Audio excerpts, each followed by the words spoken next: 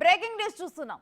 TDP కార్యాలయంపై దాడి కేసులో YCP నేతలకు స్వల్ప ఊరట లభించింది. ఇప్పటికే ముందస్తు బెయిల్ కోసం వైసీపీ నేతలు కోర్టులో పిటిషన్లు దాఖలు చేశారు. ఈ క్రమంలో వారికి ఉపశమనం కలిగేలాగా కోర్టు ఆదేశాలు జారీ చేసింది. తదుపరి విచారణ జరిపేంత వరకు ఎలాంటి చర్యలు తీసుకోవద్దంటూ పోలీసులకు హైకోర్టు ఆదేశాలు ఇచ్చింది. తదుపరి విచారణను ఈ నెల 16కు వాయిదా వేసింది ఏపీ హైకోర్టు.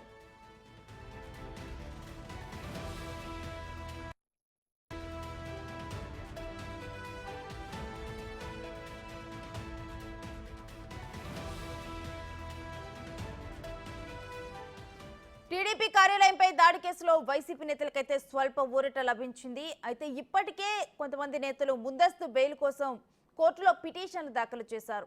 ఈ క్రమంలో వారికి ఉపశమనం కలిగేలాగా కోర్టు అయితే ఆదేశాలు జారీ చేసింది. తదుపరి విచారణ జరిపేంత వరకు కూడా ఎలాంటి చర్యలు తీసుకోవద్దంటూ పోలీసులకు హైకోర్టు ఆదేశాలు ఇచ్చింది. అయితే తదుపరి విచారణ మాత్రం ఈ నెల 16కు వాయిదా వేసింది ఏపీ హైకోర్టు.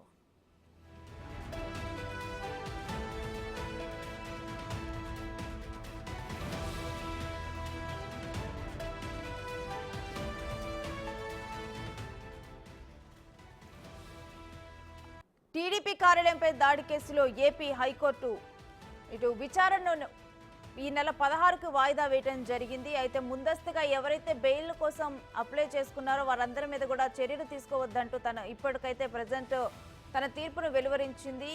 ఈ 16న విచారణ జరగనుంది. ఈ మధ్యలో వీరి మీద ఏ చర్యలు తీసుకోవద్దు అండ్ అరెస్టు చేయొద్దంటూ కూడా ఆదేశాలు జారీ చేయడం జరిగింది. అయితే కొంత ఊరట లభించింది ఈ తీర్పుతోనైతే. ఇటు వైసీపీ నేతలకు ఎవరైతే టీడీపీ కార్యాలయాలపై దాడులకు పాల్పడి ముందస్తు బెయిల్ పిటిషన్ కోసం అప్లై చేశారో వారికి ఊరట లభించింది కొంత.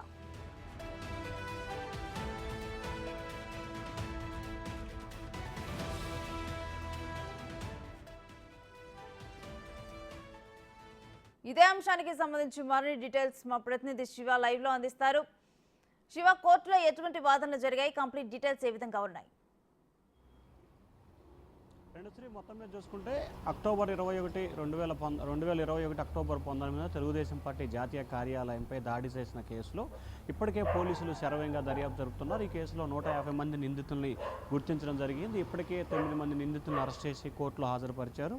వారిచ్చిన స్టేట్మెంట్ ఆధారంగా కూడా అప్పటి ప్రభుత్వానికి సంబంధించిన సలహాదారుడు వైఎస్ఆర్సీపీ పార్టీ ప్రధాన కార్యదర్శి సజ్జల రామకృష్ణారెడ్డి, ఎమ్మెల్సీ లేళ్ల అప్పిరెడ్డి, ఎమ్మెల్సీ తలసిల రఘురాం, మాజీ ఎమ్మెల్యే ఆళ్ల రామకృష్ణారెడ్డి, అలాగే వీరితో పాటుగా మరికొంతమందిపై కూడా కేసులు నమోదు చేశారు. వీరంతా కూడా వివిధ రూపాల్లో కూడా ముందస్తు బెయిల్ కావాలని చెప్పి 5 పిటిషన్లు ఏపీ హైకోర్టులో దాఖలు చేశారు. దీనిపై 2 రోజుల క్రితం కూడా విచారణ చేపట్టిన ధర్మాసనం కూడా తీర్పును ఈ రోజుకి వాయిదా వేసింది. ఈ రోజు విచారణకు సంబంధించిన ప్రారంభం కాబోని ఈ కేసుకు సంబంధించి ఈ నెల 16వ తేదీ వరకు వీరెవరిని 5గురిని కూడా అరెస్టు చేయవద్దు, అలాగే తదుపరి విచారణ చేపట్టే వరకు వీరిని అరెస్ట్ చేయవద్దంటూ కూడా కోర్టు తన తీర్పును వెలువరించింది. తిరిగి ఈ కేసుని 16వ తేదీన విచారణ చేపడతామని చెప్పి ఉన్నత న్యాయస్థానం అయితే తన తీర్పులో వెలువరించింది. తెలుగుదేశం పార్టీ కార్యాలయం దాడికి సంబంధించి కూడా పోలీసులు ఇప్పటికే వేగంగా దర్యాప్తు జరుపుతున్నారు. ఈ దర్యాప్తులో భాగంగా అనేకమైన కీలక అంశాలు దీంట్లో వెలుగు చూశాయి.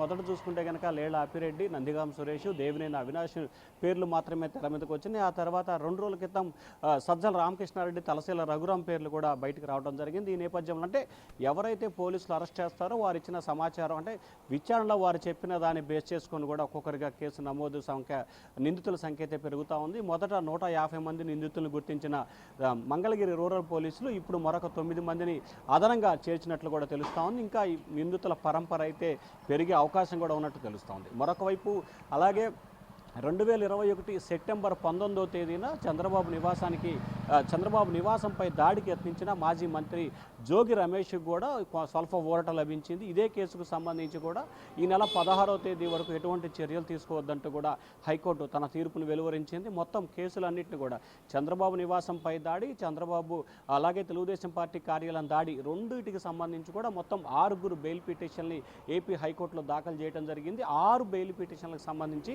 16వ తేదీ వరకు ఎటువంటి చర్యలు తీసుకోవద్దు, 16వ తేదీన ఈ కేసుకు సంబంధించి పూర్తిస్థాయి విచారణ చేపడతామని చెప్పి ఉన్నత న్యాయస్థానం తన తీర్పునైతే వెలువరించింది. Renusri. Right, thank you Shiva.